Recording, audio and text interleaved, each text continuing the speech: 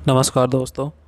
स्वागत है हमारे YouTube चैनल कहानियों का खजाना में बेताल 25वीं सीरीज़ की 7वीं कहानी, जिसका शीर्षक है किसका पुण्य बड़ा। मिथिलावती नाम की एक नगरी थी। उसमें गुणदीप नाम का एक राजा राज करता था। उसकी सेवा करने के लिए दूर देश से एक राजकुमार आया। वह राजकुमार राजा से मिलने की बराबर कोशिश करता रहा, लेकिन राजा से उसकी मुलाकात न हो सकी। जो कुछ भी वह अपने साथ लेकर आया था वह सब कुछ खत्म हो गया। एक दिन राजा शिकार खेलने चला तो राजकुमार भी मौका पाकर उसके पीछे पीछे चल दिया। चलते चलते राजा एक वन में पहुंचा। वहां उसके नौकर चाकर बिछुड़ गए। राजा के साथ अकेला वह राजकुमार ही रह गया। उसने राजा को रोका।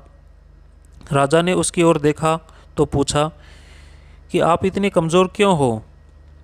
उसने कहा, इसमें मेरे कर्म का दोष है। मैं जिस राजा के पास रहता हूँ वह हजारों को पालता है, पर उसकी निगाह मेरी ओर नहीं जाती।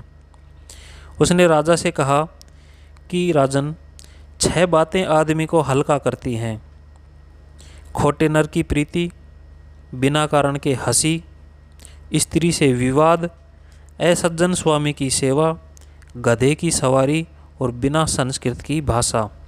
और हे राजन, 5 चीज़ें आदमी के पैदा होते ही विधाता उसके भाग्य में लिख देता है: आयु, कर्म, धन, विद्या और यश। राजन, जब तक आदमी का पुण्य उदय रहता है तब तक उसके बहुत से दास रहते हैं। जब पुण्य घट जाता है तो भाई भी दुश्मन हो जाता है। पर एक बात है, स्वामी की सेवा अकारण नहीं जाती, उसका फल कभी न कभी मिल ही जाता है। यह सुन राजा के मन पर उसका बड़ा असर हुआ। कुछ समय घूमने घामने के बाद वे नगर में लौट आए। राजा ने उसे अपनी नौकरी में रख लिया। उसे बढ़िया बढ़िया कपड़े और गहने दिए। एक दिन राजकुमार किसी काम से कहीं गया। रास्ते में उसे देवी का मंदिर मिला। उसने अंदर जाकर देवी की पूजा की। जब वह बाहर निकला तो देखता क्या है, उसके पीछे एक सुंदर स्त्री चली आ रही है। राजकुमार उसे देखते ही उसकी ओर आकर्षित हो गया। स्त्री ने कहा, पहले तुम इस कुंड में स्नान कराओ, फिर जो कहोगे वही करूँगी। इतना सुनकर राजकुमार कपड़े उतारकर जैसे ही कुंड में घुसा और गोता लगाया तो वह अपने नगर में पहुंच जाता है। उसने जाकर राजा को सारा हाल कह सुनाया कि महाराज, मैं ऐसे एक मंदिर में गया, मैंने वहाँ पर पूजा की। एक स्त्री मेरे पीछे आई। उसने मुझे कहा कि इस कुंड में गोता लगाओगे तो आप जैसा करोगे मैं वैसा ही करूँगी। जैसे ही मैंने उस कुंड में गोता लगाया तो मैं यहाँ नगर में पहुँच गया।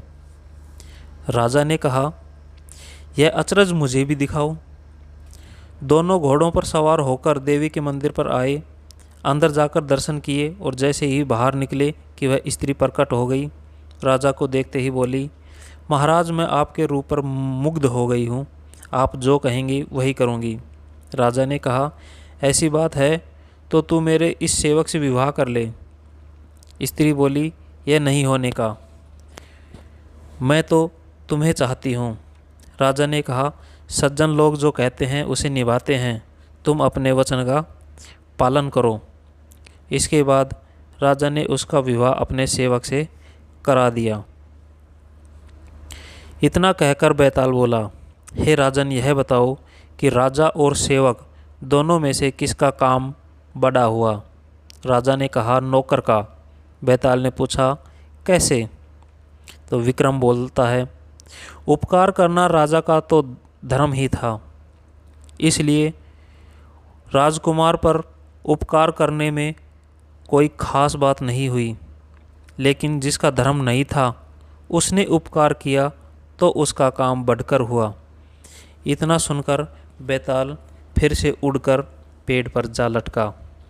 विक्रम जब उसे पुनः लेकर चला तो उसने 8वीं कहानी सुनाई।